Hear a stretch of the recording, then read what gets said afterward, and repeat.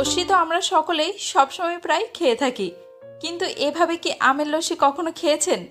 খেয়ে থাকুন না থাকুন, বাড়িতে কিন্তু অবশ্যই একবার এই আমের লস্যি ট্রাই করবেন, যেটার স্বাদ সাধারণ লস্যির তুলনায় অনেকটা গুণ বেশি। একবার যদি খান মুখে কিন্তু এর স্বাদটা লেগেই থাকবে, তাই অবশ্যই একবার ট্রাই করবেন। তার জন্য আমার ভিডিওটা সম্পূর্ণ দেখুন। হেসেল লাভার চ্যানেলে আপনাদের সবাইকে স্বাগত। চলুন শুরু করা যাক। অ্যাকচুয়ালি আমি এখানে প্যাকেট টক দইটা ব্যবহার করব, তার জন্য তার পানিটাকে ঝেড়ে নেব। একটা ছাঁকনির ওপরে সুতির কাপড় দিলাম, দিয়ে দিলাম 1 কাপ টক দই। যদি এখানে আপনারা খুলির টক দইটা ব্যবহার করেন সেক্ষেত্রে কিন্তু ছেঁকে নেওয়ার কোনো প্রয়োজন নেই, যেহেতু প্যাকেট টক দইতে পানি ভাব থাকে, তার জন্য পানিটাকে ঝরিয়ে নেওয়ার প্রয়োজন। ওটাকে সাইডে রেখে এদিকে আমি একটা বড় পাকা আম নিলাম। আমটার শাঁসটাকে বার করে নেব। এখানে আমি শাঁসটাকে মিক্সারে দিয়ে ব্লেন্ড করে নিচ্ছি, তবে আপনারা চাইলে কিন্তু আমের খোসাটা ছাড়িয়ে সেই আমটাকে কোনো একটা গ্রেটারের সাহায্যে কিন্তু শাঁসটাকে ভালোভাবে পেস্ট করে নিতে পারেন।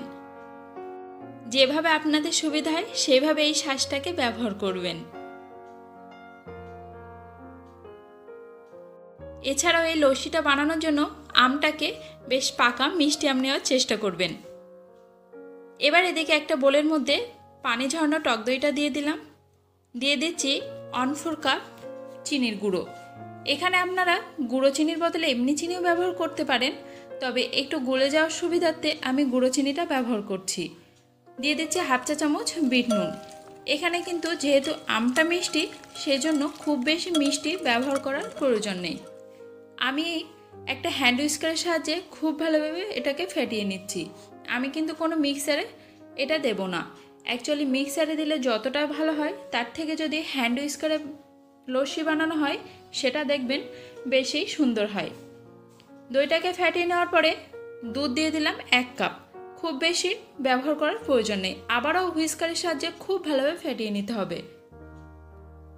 এবারে যখন দেখবেন ফেনা মতো সৃষ্টি হয়েছে, তখন এর মধ্যে আমের পাল্পটা দিয়ে দিলাম। আম যেহেতু মিষ্টি, তাই চিনিটা আপনাদের নিজেদের স্বাদ মতো দেবেন, কারণ লস্যিতে খুব বেশি মিষ্টি ব্যবহার করার প্রয়োজন নেই।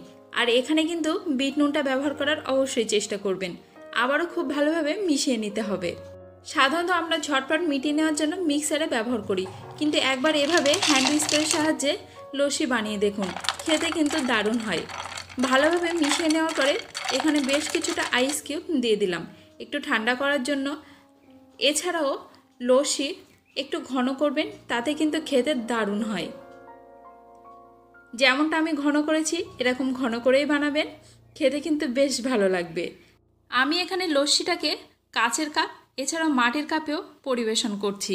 আপনাদের কাছে যদি মাটির পাত্র না থাকে, এরকম কাচের কাপেও কিন্তু এটাকে পরিবেশন করতে পারেন।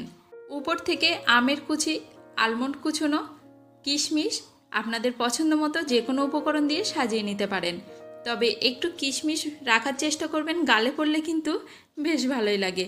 কেমন লাগলো আমাকে কিন্তু কমেন্টে জানাবেন। ভালো লেগেছে নিশ্চয়ই, তাই সাবস্ক্রাইবটা করতে প্লিজ ভুলে যাবেন না। দেখা হবে আপনাদের সাথে পরবর্তী একটা নতুন ভিডিওতে। ততক্ষণে আপনারা আমাকে জানিয়ে দেবেন কিসের রেসিপি আপনারা দেখতে চান।